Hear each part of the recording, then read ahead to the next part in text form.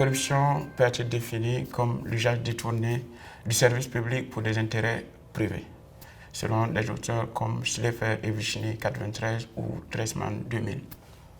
L'Afrique est perçue comme le continent où la prévalence de la corruption est relativement élevée.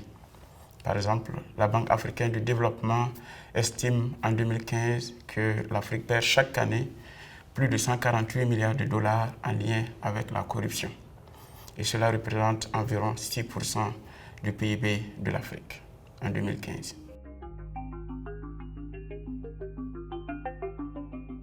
Trois éléments motivent l'étude de l'impact de la corruption sur la structure par fonction économique des dépenses publiques en Afrique. En premier lieu, les dépenses en capital sont une variable stratégique pour la croissance économique et également pour le développement, selon une étude de Barrow publiée en 1991. En deuxième lieu, les dépenses en capital sont relativement faibles en Afrique. Elles représentent moins de 30% des dépenses totales sur la période 2000 à 2016.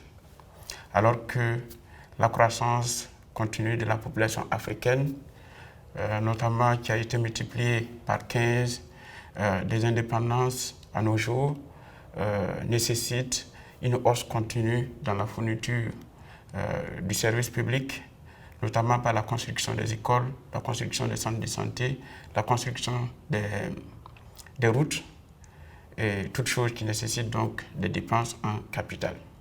Le troisième élément de motivation pour cette étude est en lien avec l'évolution de la corruption et la proportion des dépenses en capital, comme vous pouvez le voir sur ce graphique. En observant l'évolution de la corruption et de la proportion des dépenses en capital pour le Rwanda et le Mozambique, on observe que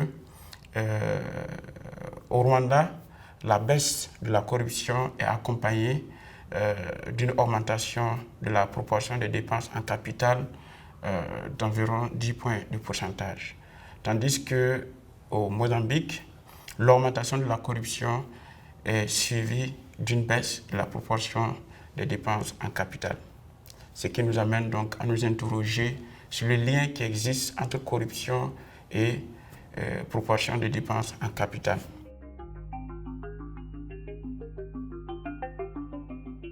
À travers des méthodes d'évaluation d'impact, notamment la méthode des variables instrumentales, nous montrons que une forte prévalence de la corruption en Afrique entraîne une distorsion des dépenses publiques au détriment des dépenses en capital.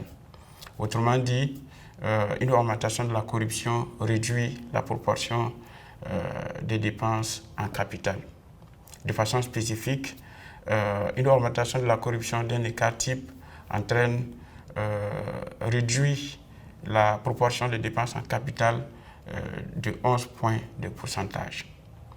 Ce résultat s'explique par le fait qu'en présence de la corruption, les fonctionnaires corrompus, il devient bénéfique pour les fonctionnaires corrompus de manipuler les dépenses publiques en faveur des dépenses courantes et au détriment des dépenses en capital, où les dépenses en capital contiennent des projets d'investissement où l'allocation nécessite des procédures beaucoup plus formelles, notamment des appels d'offres, et par conséquent sont relativement moins perméables à la corruption. Tandis que les dépenses courantes sont ouvertes à une allocation discrétionnaire. Sur la base de ces résultats, nous recommandons que la lutte contre la corruption puisse être inscrite à la première page des politiques de développement en Afrique. En effet, aucune politique économique, notamment budgétaire, ne peut être efficace sans être accompagnée d'une politique effective de lutte contre la corruption, car les dépenses publiques seront toujours redistribuées selon la rente au détriment de l'efficacité économique.